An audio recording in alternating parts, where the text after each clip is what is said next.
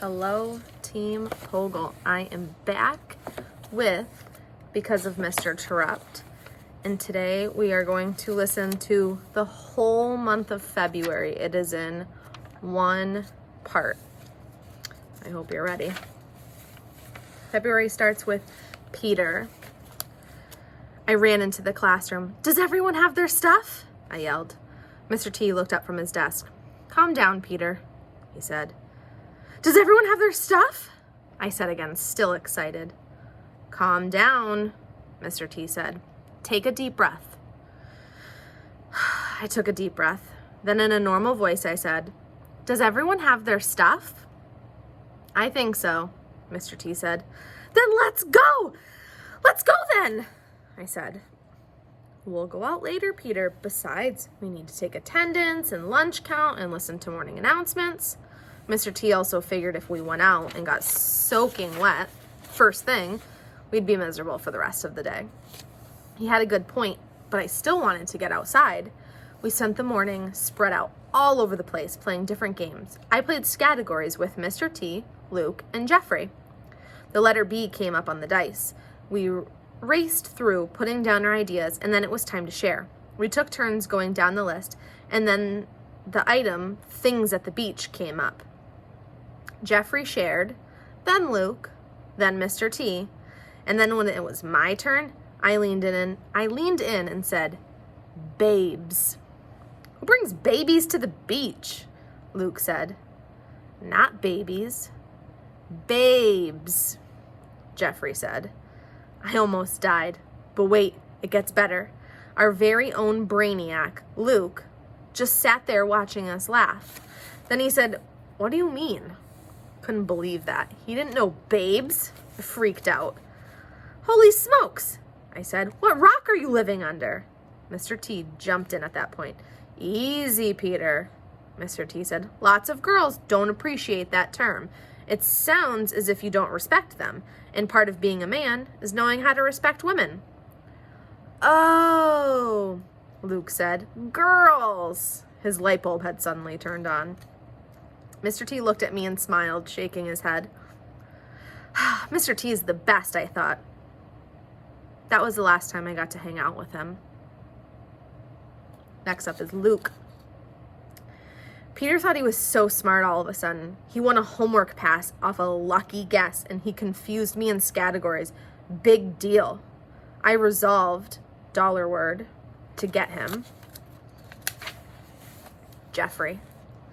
Never thought I'd play a game with my teacher, but I did.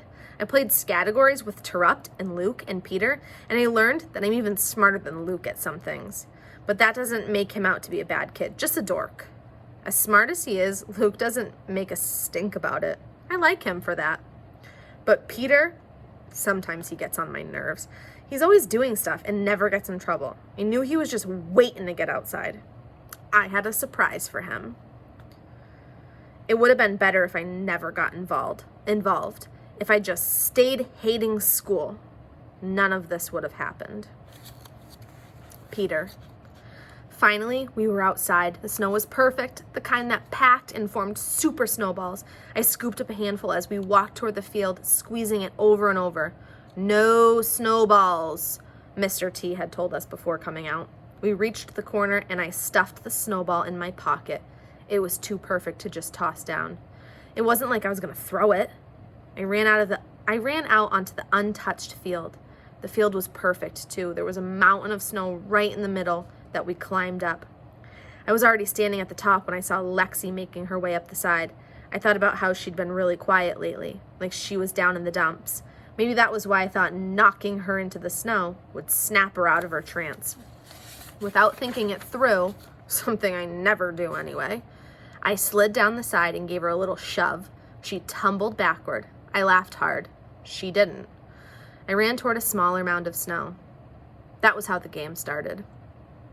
Everyone joined in, running back and forth between the two mounds.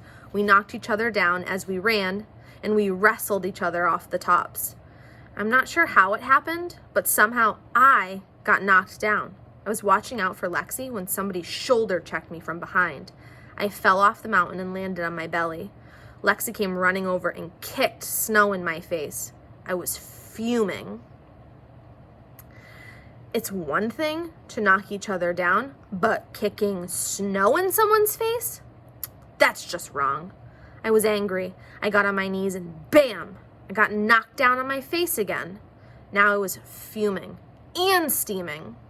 I pushed myself up to see who did it when bam! Same thing happened.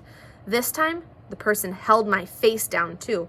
I was so mad I jumped up, pulled that snowball out of my pocket, and chucked it for all I was worth. Jessica. Act 8, Scene 1. You could hear our big, heavy snow boots thumping down the sidewalk until we turned the corner and dashed out onto the field. A monstrous hill of snow loomed right in the middle. Naturally, we all sprinted toward it and clambered to the top. Then we jumped, taking the plunge into waist-deep, powdery white. It didn't take long before the boys started taking each other down. Peter seized the opportunity and sent Alexia flying down the side of the mountain. She landed on her back, all splayed out. Peter laughed and ran. Alexia sat up, and I could tell how mad she was by the lines in her contorted face. Suddenly, I thought of a way to get Peter. He wouldn't expect me.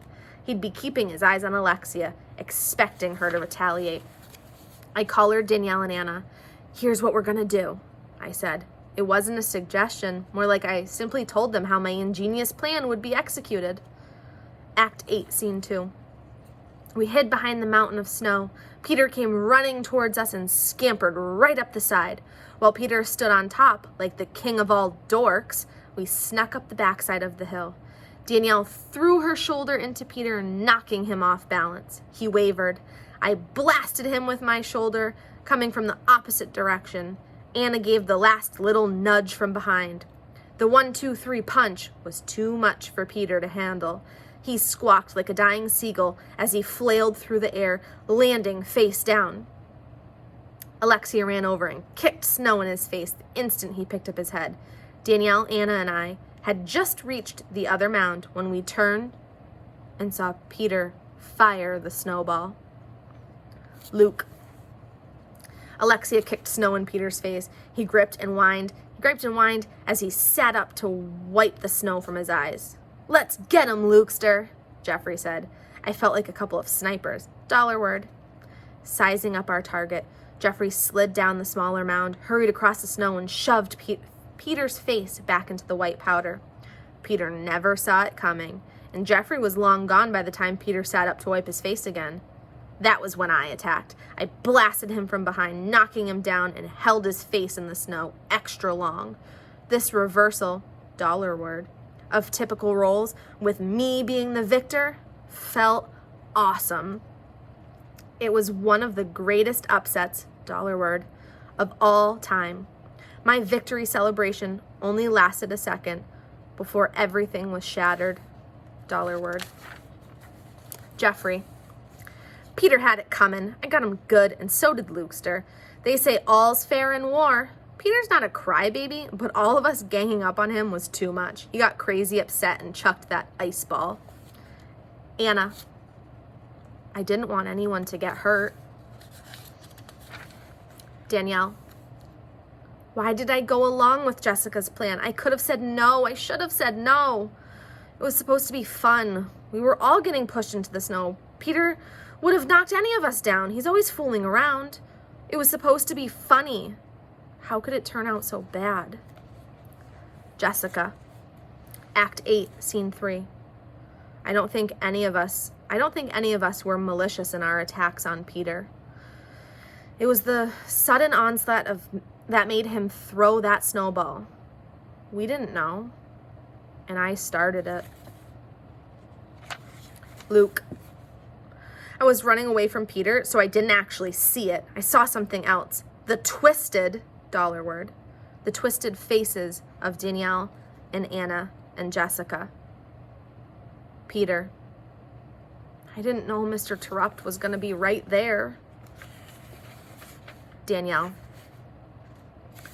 Mr. Terupt stood up right in the way.